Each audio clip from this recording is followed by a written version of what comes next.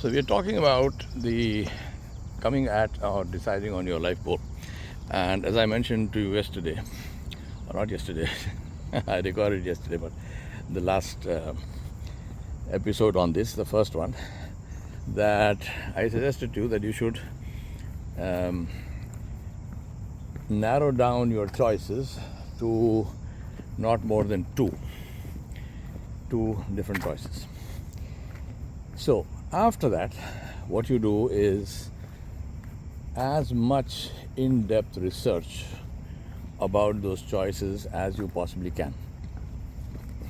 Research on different careers and so forth has become now, thanks to the internet, thanks to social media and so on, has become much easier than it was. So utilize that. Social media is generally harmful or negative, but in this case it's useful. So utilize that and do as much research as you can and find out about the two career choices that you have narrowed down to.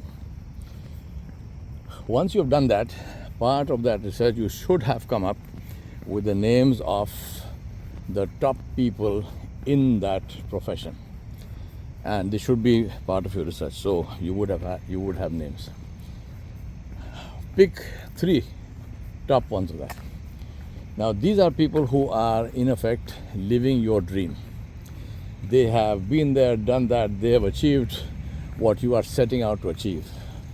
They are at the goal and you are starting out on the path to get to the goal. Now I'm not suggesting to you that these people will give you, their life is the exact copy or exact model of what you should do with your life. No, but it's the it's the closest that you're going to get to that. And you're looking at a success model. So you're looking at somebody who's done that, who's struggled, and who was successful. So obviously they will have wonderful things, and potentially they will have a lot to teach you. So take that and then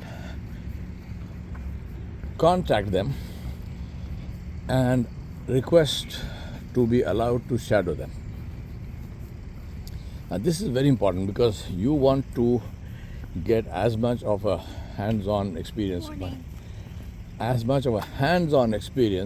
of the profession before you actually get into the profession. And the way to do that is to shadow somebody who is in that profession. So if you want to become a bus driver, for example, or say a long distance 16-wheeler truck driver, so before you actually get a truck license and whatnot, ask one of the truckers if you can ride with him. And my experience of people is that most people who are successful are very open to sharing their lives and their struggles and their goals with anyone who is genuinely interested in listening to them. And please notice my words, genuinely interested, not somebody who's sort of passing by. No, genuinely interested. So you need to convince that person that you are truly interested in learning from them. Once you convince them, and it doesn't take long, anyone worth his salt will figure out in the first 30 seconds of your conversation whether you're serious or not. So then request to shadow them. As I mentioned, people are very willing and open to that. And once they agree, then you shadow them and do it for a few days, maybe a week or so, because otherwise you don't get a clear idea of that profession. Because especially if there's something you want to do, it will seem very exciting and nice to begin with, and before you can come to the painful aspects of it, which every single profession has, you would have gone out with a wrong impression. So you don't want to do that. You want to make sure that you understand it fully. And to understand it fully, you need to be to have enough of an experience. Now 1 week is still not enough, but it's the best you can do. So ask for that, and then that 1 week must be the most serious week of your life. Be very, very serious with them and with their time, because their time is valuable, and for you it's something which is even more valuable. So don't treat that lightly. They have taken the trouble to share their life with you, so take it seriously. Now what does that mean in practice? It means that you show up before they show up.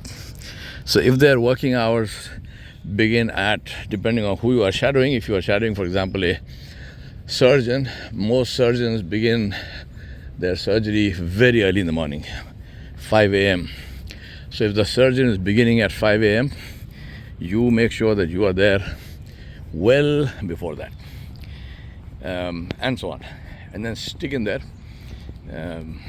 Don't say I'm feeling hungry, or I am tired, I need to take my afternoon nap, or I need to run to mama for my milk. No. Stick in there, no complaints. Where you are with them, for example, the surgeon takes you after surgery, takes you to the cafeteria, pull out your wallet and pay for the coffee, or pay for the lunch, or whatever you are having. If he stops you, then you might gracefully accept his hospitality one time, but otherwise always be the first. Open their car doors, pull out chairs for them to sit, right? Treat the whole thing as that this person is doing you an enormous favor, and for the duration of that week you are their servant, and you are honored that they took you into their service. So you're not doing them a favor, they are doing, and they have done a favor to you, and you're trying to pay it back to the extent possible, knowing full well that you can never pay it back, because it was their initiative, they agreed in the first place, otherwise you wouldn't be having this conversation in the first place. So treat it with respect, treat them with respect, treat their time with respect. This is very, very, very important. I've had many cases where people ask to be mentored, they ask to be coached, and then they try to call the shots. I have this very important thing that I need to talk to you about. I say, okay, fantastic. Can I see you at 6 p.m. on Wednesday? Now I'm saying, what? Can you see me at 6 p.m. on Wednesday? Now whose need is it? Your need or my need? And you want to call the shots? You want to tell me when I must make myself available to you? Come on, man, give me a break. I wasn't born yesterday, right? You ask me, when can I see you? And if I tell you that I can see you at 9 a.m. on Monday, don't tell me, oh, but that's my working day. Tough luck, brother. I didn't ask to see you. It's your working day, big deal. So take it off. If it's so important for you, take a day off. Take 2 hours off, right? Whatever. But don't dictate to me when you want to be with me, when you want to see me. So be very careful with that. Don't blow it before it even begins. Shadow them. Now, one extremely important thing with shadowing, apart from these things which I told you already, which is that keep notes. You might think you have a great memory, you might even have a great memory, but don't trust the memory. Keep notes, because you want to take these notes and you want to go over these notes in detail, reflecting, like I mentioned the last time, reflection, introspection, conceptualization. So you want to be able to do all that, and for that it's essential that you take copious notes. So don't record conversations, because it is even illegal in many places. Don't take photographs without permission. Just write down on a pad, and that also seek permission first. I say to them that I would like to make sure that I remember everything you tell me, everything I see. So with your permission, can I take notes? And everybody will say yes, and then take notes. Write down everything. Don't think, oh, this is easy, this is not important. Write everything. Write absolutely everything, and then request again, and this is part of your what I call the mentoring contract. Request the person for some time at the end of the day at their convenience, where you can sit with them and debrief, and you can ask them questions, ask for clarifications, and so on. So at the end of the day, get time to do that, debrief. So once you've done all of that, now you are at a point where you have enough data to be able to decide. And this is also a time to decide. Don't fall into the trap of trying to get more and more and more and more data, because you will just get confused. There is a value in collecting data, and there is a value and there is a negative value in collecting too much data. So you need to have enough data, not insufficient data.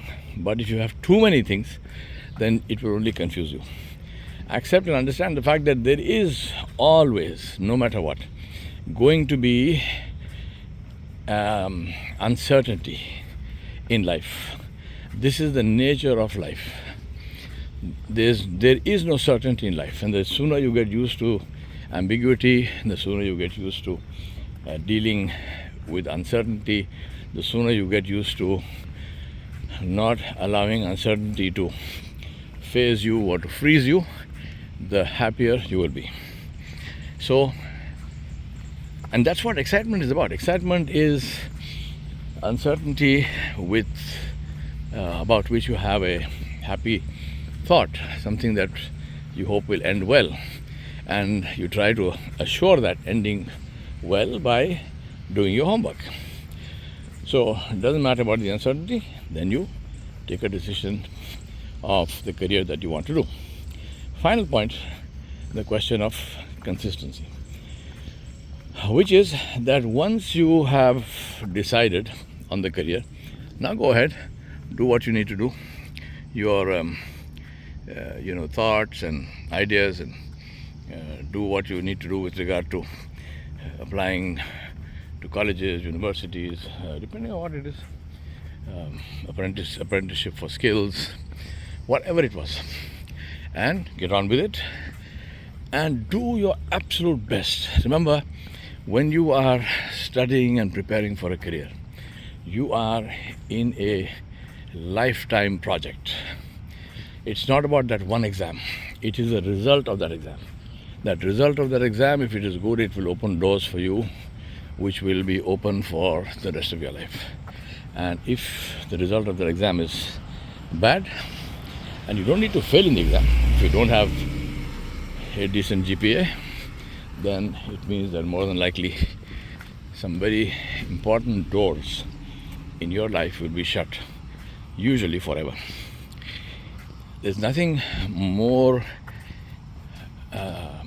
pointless and hopeless than to have to say, if only I had done this, if only I had done that.